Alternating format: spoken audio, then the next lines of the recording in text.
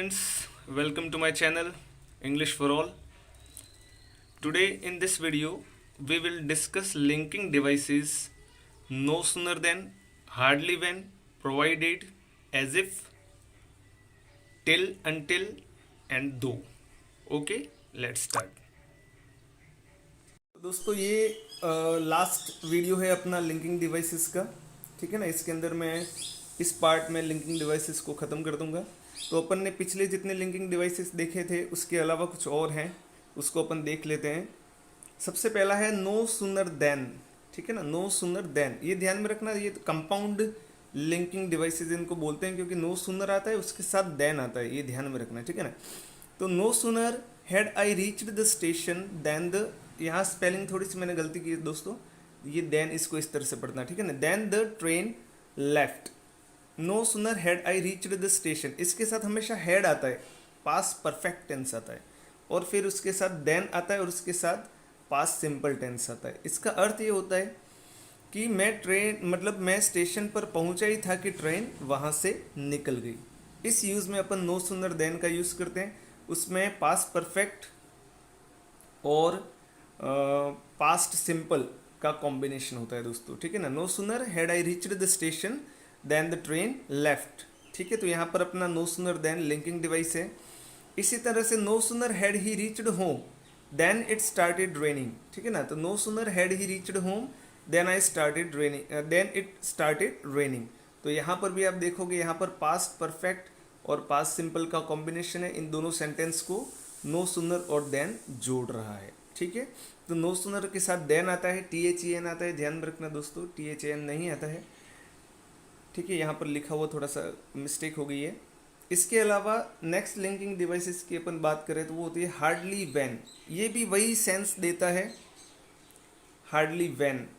ये दोस्तों मैं इसको, इसके यूजेस के बारे में मैं आपको ज़्यादा इस वीडियो में इसलिए नहीं बता रहा हूँ क्योंकि यहाँ पर मैं आपको केवल उसके मतलब लिंकिंग डिवाइस को आइडेंटिफाई करने के लिए मैं आपको बता रहा हूँ। वास्तव में देखा जाए तो ये कंजंक्शन से दोस्तों, जिसका मैं एक अलग से वीडियो बनाऊंगा, जिसमें हर कंजंक्शन का किस तरह से यूज़ किया जाता है, क्या क्या डिफरेंसेस होते हैं, वो मैं आपको किसी और वीडियो में बताऊंगा। क्योंकि ये वीडियो स्पेशली मैंने रीड की तैयारी करने वाले स्टूडेंट्स के लिए बनाया है, न कि कंजंक्शंस को डिटेल में बताने के लिए। इसलिए मैंने इसके अंदर केवल लिंकिंग डिवाइस को आइडेंटिफाई करने के लिए ही, उससे ओरिएंटेड ही इस वीडियो को मैंने बनाया है। इसलिए मैं आपको इसको बारे में ज़्यादा डिटेल में नहीं बता रहा हूँ दोस्तों, वरना नो सूनर देन का यूज़ कैसे होता है वो अगर मुझे वास्तव में आपको अच्छे से सिखाना है तो मुझे आपको कम से कम 10 से 15 एग्जाम्पल्स के थ्रू इसे समझाना चाहिए।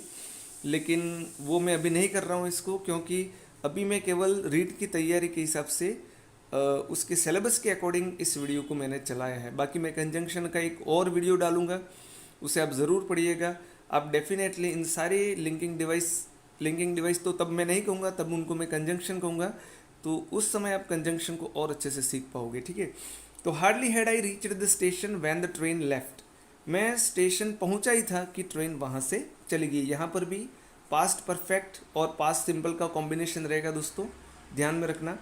तो यहाँ पर भी हार्डली और हार्डली के साथ ध्यान रखना हैड हमेशा आता है और वैन आएगा हमेशा, इसको ध्यान में रखना। ये अक्सर पूछता है, ये हार्डली वाला सेंटेंस दे देता है, फिर यहाँ पर वैन की जगह देन और कुछ भी और दे देता है, और फिर वो पूछता है कि यहाँ पर क्या होगा। तो तब आपको ध्यान में रखना, हार्डली के साथ अपन को वैन का यूज़ करना है और नो सूनर के साथ अपन को देन का यूज़ करना है, ठीक है।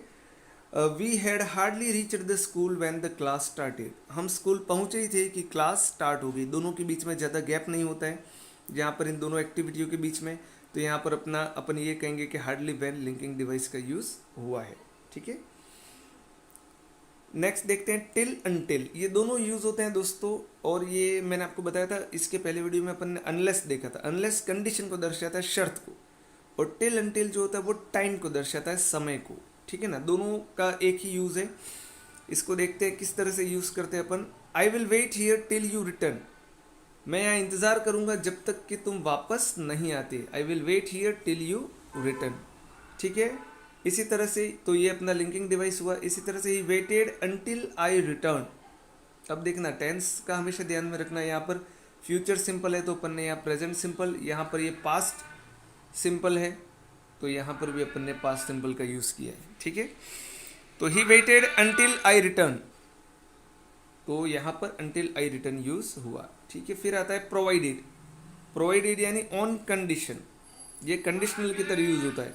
I will trust you provided you tell the truth, I will trust you provided you. दोस्तों ये अब लॉकडाउन है तो फिर ये वीडियो बनाते बनाते भारत गैस भी आ गई है, तो प्लीज इसको इग्नोर करना। I will trust you provided you tell the truth, तो आई विल ट्रस्ट यू, मैं कब तुम्हारा ट्रस्ट करूंगा, ऑन कंडीशन यू प्रोवाइडेड, शब्द यूज हुआ है, provided you tell the truth, आप ट्रूथ को मतलब मानोगे तो ही मैं आपका विश्वास करूंगा, ठीक है। देखो कम से कम अपने देश का नाम तो आया है साथ में, भले उसके पीछे भारत गैस लगा हुआ है कोई बात नहीं, लेकिन देश का नाम आया है अपने।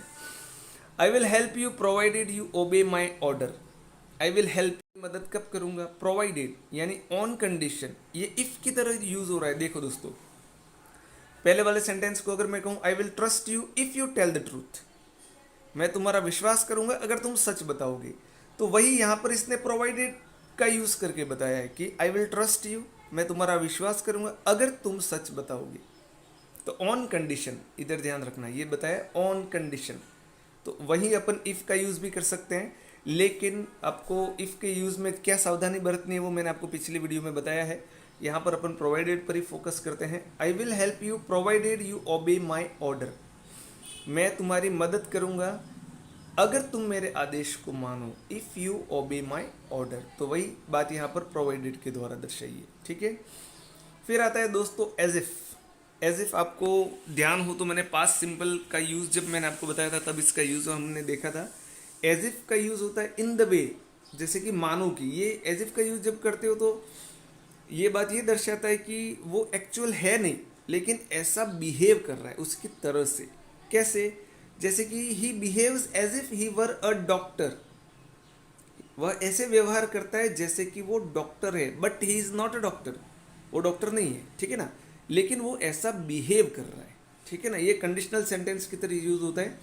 और इसमें ध्यान में रखना दोस्तों, एज इफ का यूज जब करते हैं तब अपन ने ही है, फिर भी देखो यहाँ पर वर का यूज किया, हमेशा यहाँ पर वर का यूज ही करना है आपको, ठीक है ना। He behaves as if he were a doctor, he talks as if he were the sarpanch, यहाँ पर फिर मैंने क्या किया है, he talks as if he were the sarpanch, were का यूज किया है, भले ही है, आना चाहिए था वॉज, लेकिन एज इफ का यूज किया है। वो इस तरह से बात करता है जैसे कि वो सरपंच हो, भले यहाँ पर देखो सीक्वेंस ऑफ टेंस का रूल्स फॉलो नहीं होता है, लेकिन एज इफ का यूज हुआ है तो फिर अपन को वर का यूज यहाँ पर करना है, ठीक है। फिर आता है दो, दो जिसको अपन दो भी बोलते हैं और कभी कभी ऑल दो भी आता है दोस्तों, है ना। ये दोनों ध्यान में रखना, दो के साथ आप ALTHOUGH ऑल दो, इसको भी ध्यान रखना, ठीक है। ये दोनों यूज होते हैं। दो he is poor he is honest, ये कॉन्ट्रास्ट को दर्शाता है, लिंकिंग डिवाइस है दोस्तों। कभी भी ये मत सोचना कि दो सेंटेंस को जोड़ रहा है तो लिंकिंग डिवाइस हमेशा उन दोनों सेंटेंस के बीच में ही आनी चाहिए। लिंकिंग डिवाइस कहीं पर भी हो सकती है, अपन को ये ध्यान में रखना है कि क्या वो दोनों सेंटेंस को लिंक कर रहा है या नहीं।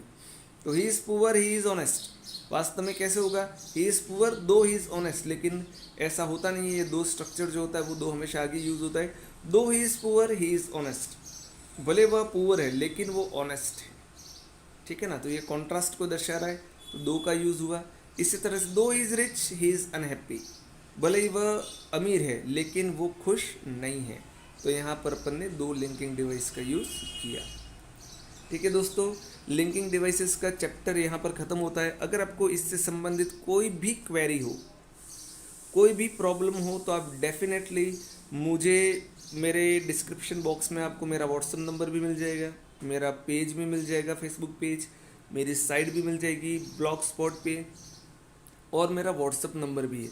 आपको अगर कहीं पर भी दिक्कत आती है, कुछ भी दिक्कत आती है, तो आप मुझे इंडिविजुअली आप मुझे उस कमेंट बॉक्स में कमेंट कीजिएगा, मुझे मैसेज कीजिएगा, मैं आपकी क्वेरी को सेटिस्फाई करूँगा दोस्तों, ठीक है। क्योंकि जब तक समस्या नहीं आएगी तब तक समाधान नहीं होगी, और समस्या तभी आएगी जब तक पढ़ोगे। बिना पढ़े आपके सामने कोई समस्या कभी आने वाली नहीं है। आपको पढ़ना तो पड़ेगा दोस्तों, ठीक है ना।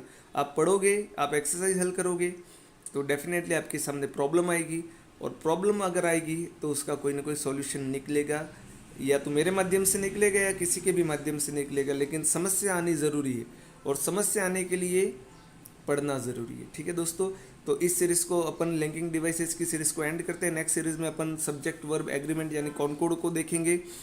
ठीक है, अगर आपको मेरा ये वीडियो पसंद आए तो इसे लाइक कीजिएगा, और मेरे चैनल को सब्सक्राइब करना मत भूलिएगा। ठीक है, मिलते हैं अगले वीडियो में, तब तक के लिए व्यस्त रहिए, मस्त रहिए, और दोस्तों पढ़ते रहिए। Okay, thank you.